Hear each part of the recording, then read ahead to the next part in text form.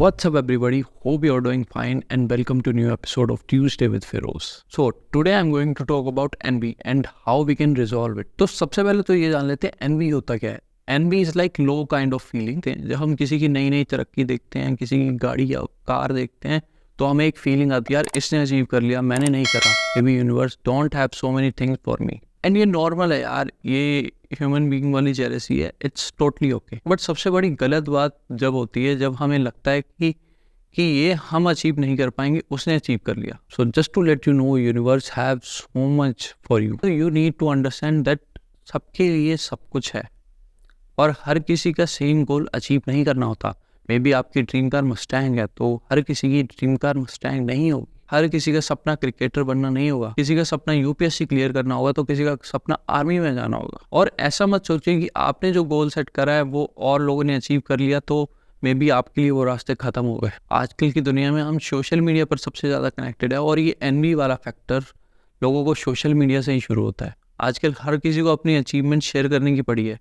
उसने नई गाड़ी खरीद ली, लेवल निकल गए, तो जेलसी आ जाती है and it's normal. Now let me tell you how you can resolve it. And रही बात सोशल मीडिया की, जहाँ पर हम अपनी अचीवमेंट शेयर करते हैं, तो अगर कोई इंसान अगर रेगुलर ऐसा कर रहे हैं, so it would be better if you open their account and unfollow them.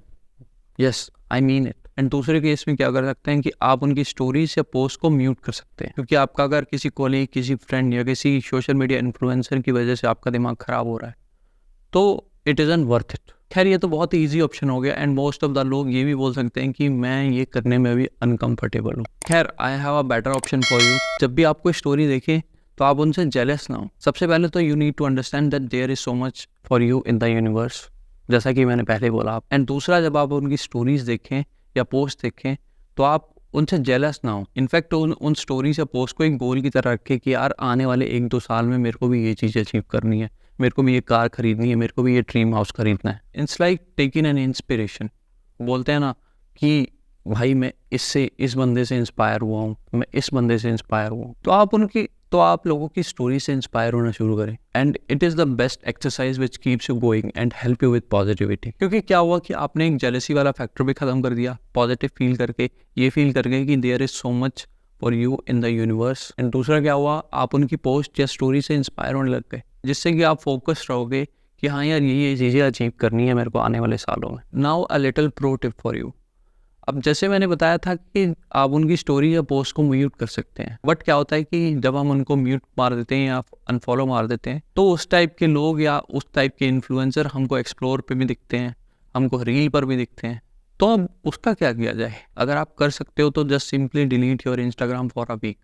तो इससे क्या होगा कि आपकी सारी एल्गोरिथम, सारे एक्सप्लोर सेक्शन और सारी रील सेक्शन वाली एल्गोरिथम्स शफल हो जाएगी. एंड जब आप एक हफ्ते बाद खोलोगे, it will be like something new. क्योंकि वो जो एक्सप्लोर और रील सेक्शन है वो आपके लाइक्स के ऊपर काम करता है. आप जो पोस्ट या प्रोफाइल से इंगेज करते हो आपको उस तरह का ही कंटेंट दिखता है.